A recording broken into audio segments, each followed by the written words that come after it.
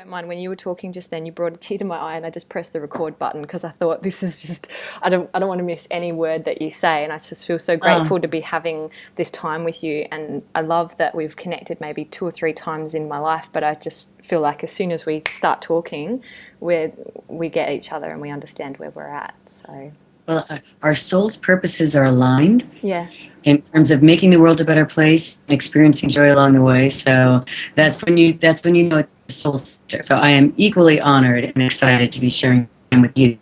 Thank you. Thank you.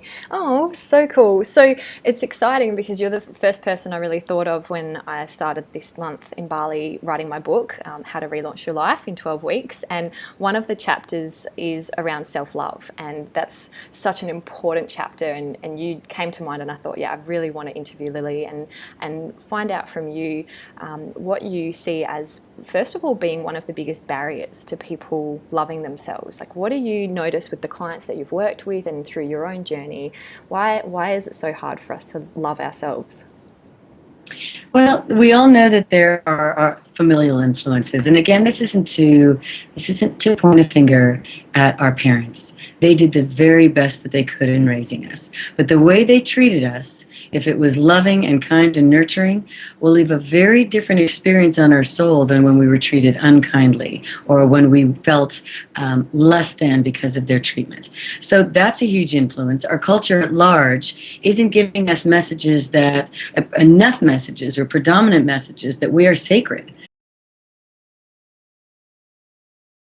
Top of that, we have what I call the untamed mind, what Eckhart Tolle calls the ego, what many people have called the monkey mind. Hmm. And that's a second voice in our head that prevents us from connecting with our soul, our greatness, our wisest self, our most joyful, loving self. Hmm. And that voice is perpetually running, as all of us know. It's like having a mean inner roommate.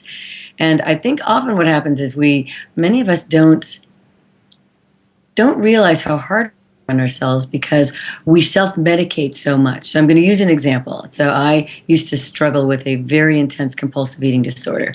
Hmm. And if you asked me if I loved myself at the time, I would have said yes, because that was my soul voice in my mind. Yes, absolutely, I love myself. However, the second voice was picking at me so incessantly that I was using food, eating, a half gallon of ice cream in one sitting, eating an entire pizza, shoving down my feelings because they were so uncomfortable. I was so confused and really didn't have anyone to teach me how to get out of my untamed mind. So the untamed mind exists in everybody to varying degrees. And it is that voice that in the moments when you're alone with yourself, you'll know how strong it is. Most of us, those that would say we love ourselves, oftentimes we're too busy to really assess what's going on in our mind. Mm. We're just constantly doing, or we're internet surfing, or we're shopping, or we're eating, and we're working. And so if you really want to know where you are in relationship with yourself, sit in silence. That's part of the reason most people don't like to meditate, is because you really get to know what's going on in your mind. Yeah. And sometimes you're like, whoa, I want out of here. But it's in sitting with it and assessing those internal dialogues and training. It's not an overnight experience, but training and mastering the mind, mastering the ego, mastering the part of your mind that sabotages you.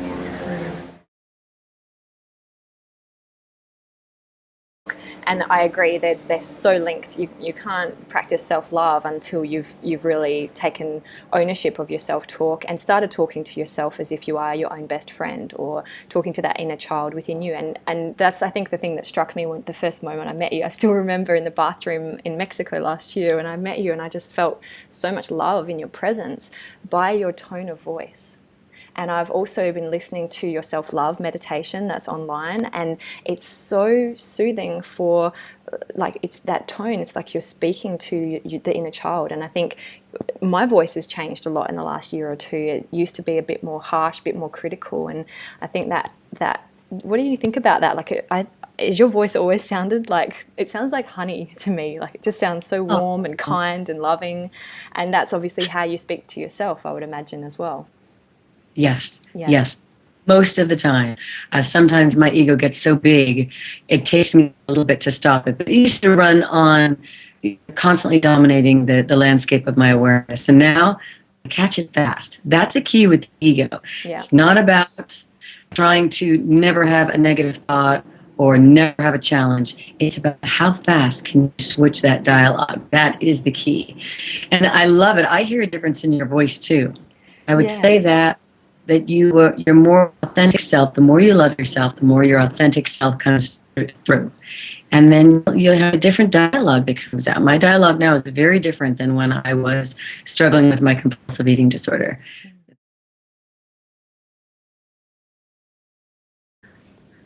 Well, it was many, many epiphanies. So I didn't have that one moment where everything changed instantaneously. The more I trained in conscious thought, in loving thought, the more I moved towards who I am today. I did have a moment, I would say, I mean, it's similar to everyone's path. We'll have these great awakenings and we'll return to old patterns. Yes. So I didn't have that until I was 30. So I'll go back for a moment to my compulsive relationship with food. It was more than just I couldn't stop eating even though I wanted to more than anything in the world. I became bulimic for many years as well. So I was so desperate.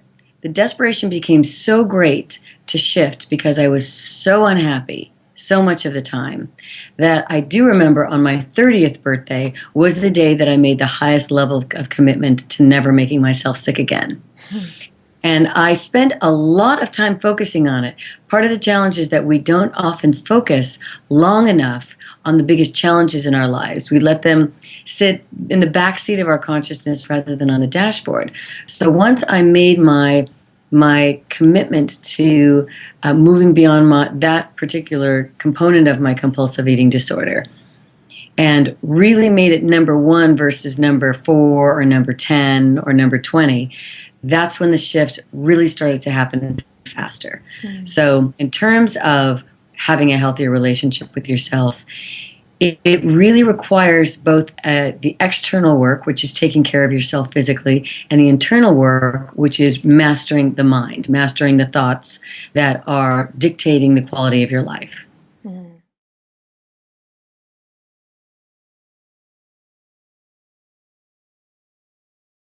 That if we keep listening to the voice that said it's going to be hard, which is the ego, it's going to be hard. And I'm very sensitive to the fact that it can be a long journey to training the ego. So it's about getting started now. There is some truth that it is challenging. However, if you have enough leverage, if you have enough support, and you have if you have a training that you feel with your heart and soul is the right way to go and you stick with it, it's not going to be as hard as you think. Will it be challenging? Yes. But then the good thing about it being challenging is that you really feel like you are strong when you're able to eventually transcend that ego. You really feel like, whoa, if I did that, I can do anything. Yes. So some things are easier than others. So I gave up cheese recently only because my body wasn't responding well to it. I usually eat any food that I want, but in this case, my body was saying no. So I'm like, I'm going to see what it's like to give up cheese. And I used to eat a lot of cheese. I love cheese, but it was not hard at all. However, that was another pattern that I was breaking. Once you break your first pattern, all the other patterns get easier. Yeah. So addiction to food, addiction to alcohol, addiction to drugs, you get the first one down, and all the others are easier because you've mastered the toughest one. And all of our addictions, all of our challenges are bringing us home to our soul. They're bringing us home to the true us, independent of worry and fear and stress and self-denigration. So I stopped judging my challenges as harshly and started to recognize the role that they played in my personal evolution. It's you want to minimize the optional pain and suffering. However, a certain amount of it is what gives you access to your soul. So it's kind of a strange thing to say, to embrace the challenges. However, the challenges are your greatest opportunity to evolve. And that's what we're here to do. We're here to have a joyful time and expand and support those around us that we love in expanding as well. just through our modeling, not necessarily through interfering with their lives or offering unsolicited advice, but we all feel better when we're giving. It's the nature of human beings. But it does feel so much better to give to someone who genuinely asks for it and is also at that ready point to accept the help. I mean, in the past, I've helped people who didn't ask for it, and it would drain you. And just right here. Yeah, it's tempting when you found something that's so amazing for yourself. You just want to share it with people, but you get to a point where you realize the best way to help people is to help people who are ready and want the help. So at Awesomeness Fest in Mexico last year, one of the biggest things was, I think maybe Rajesh Sethi talking about how everything in our life is either a lesson or a gift. And just looking back through my whole life, looking at all of the struggles, all of the hard times, and just going, oh yeah, that was a lesson, that was a gift, oh, that was a gift. And even the ones where I really didn't want to see that it was a gift, I was like, it was a gift. and it's so freeing. I didn't like that gift. I wanted to re-gift that gift. Yeah. Yes. So it's really powerful. So and it's just beautiful to see the amount of people connecting more to their souls and paving that way for others. And you've definitely been an inspiration for me in that. Great question. I would say that I've had unbelievably extraordinary mentors throughout my life that have brought me to where I am today. Now, a lot of the time, most of the time, I can go within and find the answers that I'm looking for. However, I did not get here alone. I had some, as I said, people that I felt a huge connection with, very loving and very wise. And that after a certain point, if they're doing their job, you learn to go within, because everyone has access to genius and wisdom. Every single person on the planet. There, the playing field is leveled. So will I sometimes go to my friends? Absolutely. And my favorite place to go is to my higher power, and to just sit in silence. And I also have learned how to ask myself the questions that give me access to the higher power, because sometimes your mind gets so clouded with thoughts, and sometimes they're toxic thoughts, right? If you're confused, and this is part of the reason it's hard to escape the ego. When you're challenged by your thoughts because you're confused and you don't have the answer and you're afraid of making a mistake, there's a voice in there that's saying you can do this wrong, your body is sent into a state of upset because you are releasing like this toxic cocktail of chemicals that are produced involuntarily along with fear-driven thoughts. So the chemicals don't come before the thoughts. You get the chemicals after you have that first fearful thought or worried thought, conscious or subconscious. And then you're in this soup, right? And the soup feels yucky, some version of yucky, really stressful, or very depressing. So the biochemistry that comes along with the thoughts is part of the reason that it can be challenging to move beyond the ego. So one of the keys that I learned, and one of the things that helped me to overcome compulsive eating, is to sit in the storm. To sit in the storm. And we've all heard it before. And I think what would have been helpful for people to tell me before is most feelings, if you hang out with them, only last about 30 seconds. Wow. 30 seconds. But if you keep with that thought, if you keep following that thought, it's going to last longer. So it's about shutting it down quickly, like a rude person. If someone was rude to you, you'd be like, all right, that's enough, and you'd hopefully remove yourself. Same thing with the ego. The faster you catch it, the faster you can move beyond it. So, and the way that you know that the ego has shown up is if you feel some version of bad. Yes. And not like bad because you've done something wrong. That's natural. That's your soul speaking, saying, that behavior was uncool or unkind. Yeah. However, back to sitting in that storm and dominating it by overriding it with your soul's thoughts, which are available to you if you don't keep trying to power through the experience, eat your way through or work your way through. It's having a conversation with another friend will release different chemicals. Lying down on the ground and breathing. I always tell people, people say to breathe, but do something way outside the box. If you can, go lie down on your bed and breathe, or curl up, sometimes even in a fetal position. It's almost like a comforting physiology that helps you to change your psychology. And then that gives you access to your soul. And then starts that internal dialogue, or what I like to speak of as that external dialogue, because you really need to hear what you're saying. So if you're speaking out loud to yourself, it draws more attention to what you're saying and allows you to direct that internal dialogue by hearing it. So, they always say, well, it makes me feel crazy to talk out loud to myself. But it helps you gain clarity. It helps you, it's like becoming your own coach. Yes. So speaking out loud to yourself is one of the most powerful tools for transformation. And I do it all the time. Me too. All the time.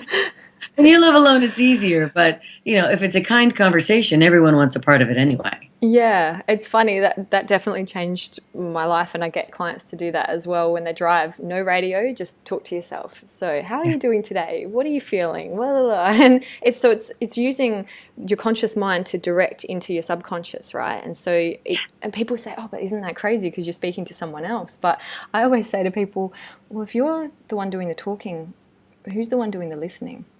And then they're like, oh yeah, there are two parts in me.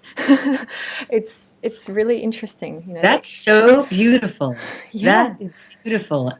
Beautifully articulated. That's absolutely true. Yeah, it's There are two parts. fascinating. Everyone's got at least two voices. Some have a committee. Yes.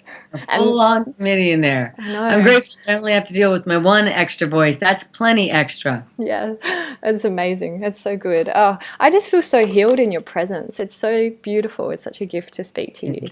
Thank you. And yeah, I know. I'm so happy.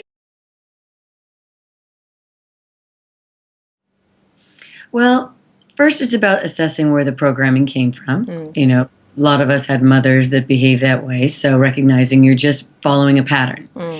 And then maybe building some leverage in their mind to get them to transcend it. First of all, helping them to understand it'll be uncomfortable sometimes when someone asks you for something and you say no. Yes. Because you want to make everybody happy. But do it anyway, and do it with love. Do it with pure love. I think when we're defensive around it, it feels very different than saying to someone, part of me so wants to help you and so wants to say yes because I love you, and I've got so much on my plate right now that I feel like I would be abandoning myself, and I'm really working hard on taking care of myself. So, perhaps in the future that might be a possibility. And right now, I'm really encouraging myself and every other woman out there to honor her needs. And when I've got a lot of excess, I'm going to be able to give even more. And right now, this is important to me. Wow. And I think almost anyone would listen to that. It's coming from love first, acknowledging that part of us that wants to be loved, and recognizing the part of us that will sabotage our own happiness in order to be loved. And that can go on for a lifetime. So today's the day to start setting that boundary. And what I suggest to all my clients who overgive is the first response when anyone asks you to do something, if those chemicals start raging, like I should say yes, she's asking me right now, is my gosh, there are so many things about that I need to think about. Can I call you later? And then they can get a chance to put their dialogue down and say, I've been thinking about it, and this is what I have on my plate, and thank you for understanding. The truth is, one of the things that I wish someone had told me also when I was much younger is that it's okay to make mistakes, and if you hurt someone's feelings, or if you make an error in judgment, or if you do something unkind or uncool, you can fix it with some version of love. So don't worry if you make a mistake. That's fixable. Yes. Love fixes everything. It is the most powerful force in the universe by a landslide. Yeah. Nothing even compares to it. So know that your power lies in your ability to be loving. And every woman out there will understand the overgiving mentality. And if you say to another woman who's conscious and who wants the best for you, I feel depleted right now. Putting something else on my plate does not feel like, I feel like I will be so tense. And so is that okay? Is that cool with you? Any good friend will absolutely say, yes, I get it.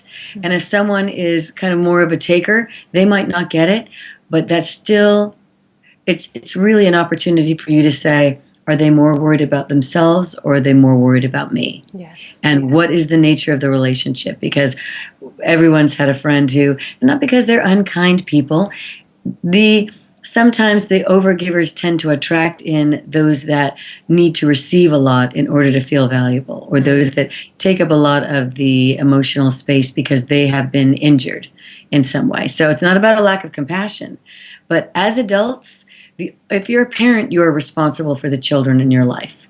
But if it's another adult, everyone is responsible for their own happiness. It's never appropriate to take on someone else's pain if you are not in a place where you're giving from excess. Yes. That actually slows the other person down in their development. So if you really want to help them, then you honor yourself and your needs. You're able to tell them, that I have to set a boundary around this, or I love so many things about you, and when you make these demands on me, and I feel like you're going to withdraw your love, it makes me, it's a tender place in me that it hits. It's a tender place in me, and I want to rush in and do something about it. But let's talk about how can I make you feel love without giving up who I am.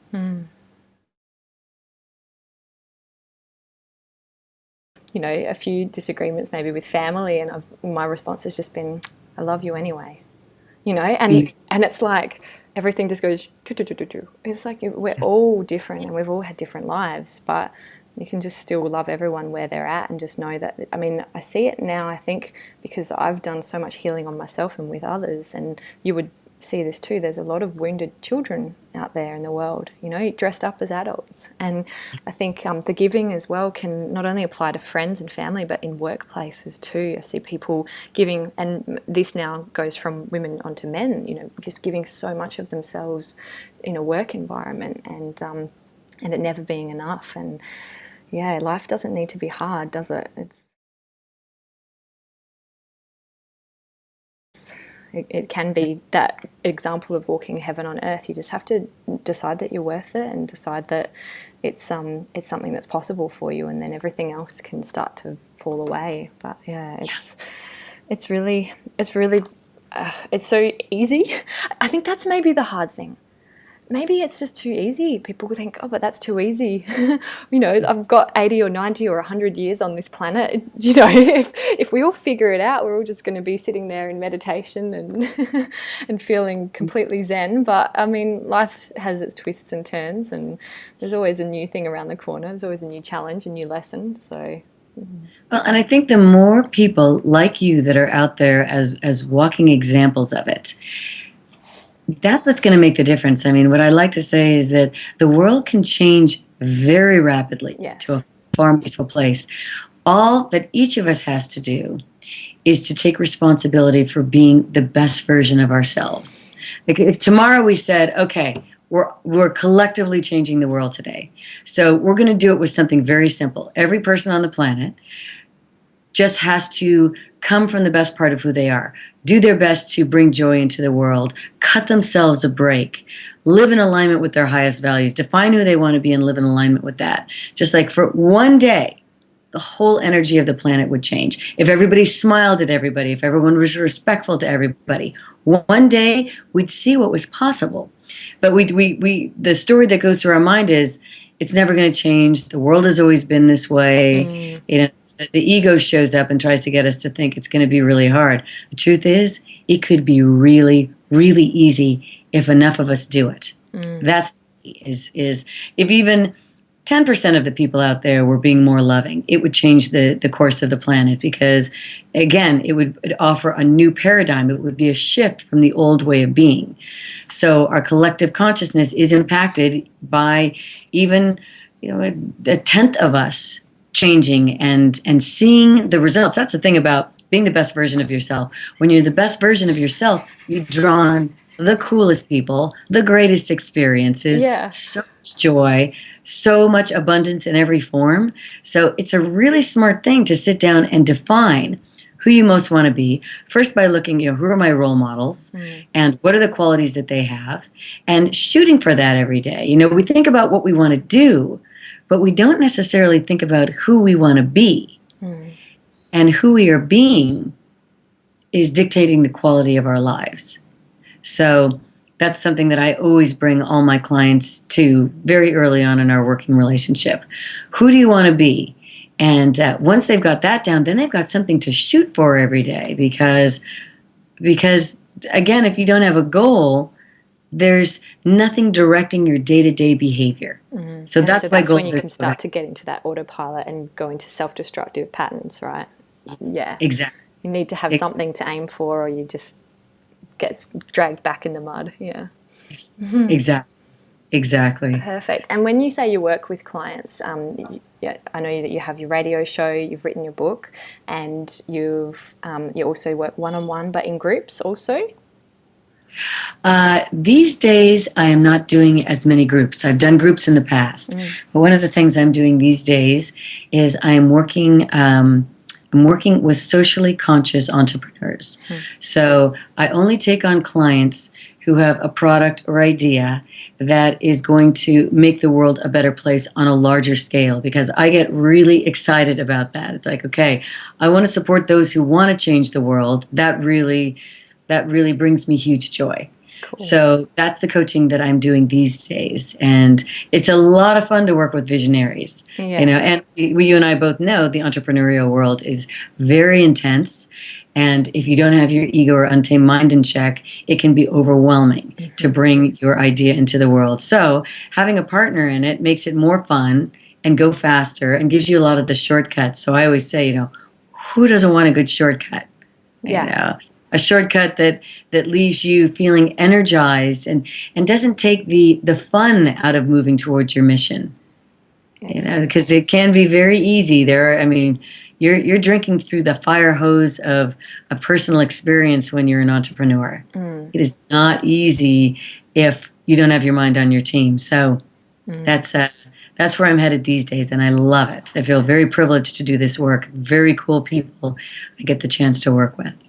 Well, like attracts like, right? Law of attraction. So you're just attracting people who are you at the same level, right? So it's really fun, and it's fun. I notice as well. Like the more I work through, the more challenges I overcome, the better the people that not the better because everyone's amazing, but just it never ceases to amaze me the people that are coming into my life now, and it's beautiful, and it's every day seems to get better than the last, and it's really powerful. So it's really powerful. Like one of my friends said to me the other day, I thought this was so cute. He said, "I'm never surprised, but I'm always amazed." So what comes into our life, it's like we're not necessarily surprised, because if you believe that your thoughts create your reality and you've been focusing on something and wanting to draw it in, you're not that surprised, but it's just, wow, it's here. How I knew it was coming, but I'm still just overwhelmed with the joy and the excitement that it's now present in my life. Yeah, and it's lovely not knowing the how. Just setting the intention, deciding what you want, aligning your emotions to it, and getting clear and visualizing it. And then when it comes, it's like, oh, yeah, it's easy.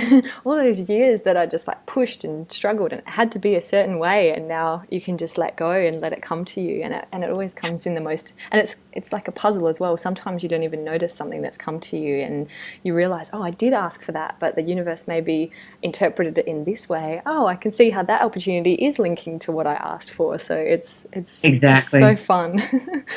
So, and the other piece that I love hearing you say is that you're in a flow right now where you're not trying to push the rock up a hill. You're balancing out your masculine and feminine energies. The other book that I wrote with my best friend from high school is called The Feminine Manifesto. And so in it we speak to the fact that as an entrepreneur or as human beings in general, we have a masculine and feminine side, and we've got a model that we've defined that we feel is really, really powerful. But one of the components of the model is understanding where's your balance between your masculine and feminine. So your masculine side, think of it as your productive, get it done side, tick things off the list, very, very productivity oriented. And your feminine side is the being side, which is your more the side that would meditate, or the side that would create something extraordinary, the side that trusts. So your masculine side plans, so your feminine side can trust. But if you're too much masculine, which a lot of women say, well, no, that sounds more feminine because women are such doers. Well, it's the masculine side of women. So when you have a balance between your masculine and feminine, that's when the flow really happens. Can you push a rock up a hill? Can you go full masculine and create? Definitely. Yeah. But at what cost? Yeah. When you integrate the two, it's easier, it's faster, it's more fun. It does take effort to quiet the mind that says more, work harder, harder, harder. However, what you'll find is just through your experiences, you just back off and say, I've worked, I've achieved these things. You give yourself acknowledgement for it. Then you trust your process. That's when you just hit that sweet spot. And everyone's got a different sweet spot in terms of that integration. But you hit that sweet spot, and then you can't believe the things that show up. Well, you're amazed. You're not surprised, but you're amazed. Oh, I love that explanation, and that's so simple. The masculine plans, the feminine side trusts. And I can see times in the last year where I've gone way too far. Like when I started my business and left my full-time job, I didn't feel safe, so that's when my masculine stepped in and was like, plan, got to do this. And I was working like 12 hours a day, but I loved it. I was passionate, so it didn't matter. I wasn't working, but I was burnt out, had big bags under my eyes. And then I swung because I was exhausted to the feminine, to just trusting and letting go. And I was just like, oh, too much. And things really slowed down, but I needed that recharge time. And now it's like maybe a couple of hours a day working, where it's just spending that time on planning and then just trusting that it will come through. And I think it is tempting to go from one to the other sometimes, but more and more you just find that balance in the middle, and then you've got more time for living heaven on earth and drawing and talking to people like you, and it's really beautiful. So thank you so much. I think I'll stop recording now, but I just am so grateful for your time and your expertise and just your generosity and love coming through this call. Sending lots of love from here. Much love, Angel. Bye. Bye.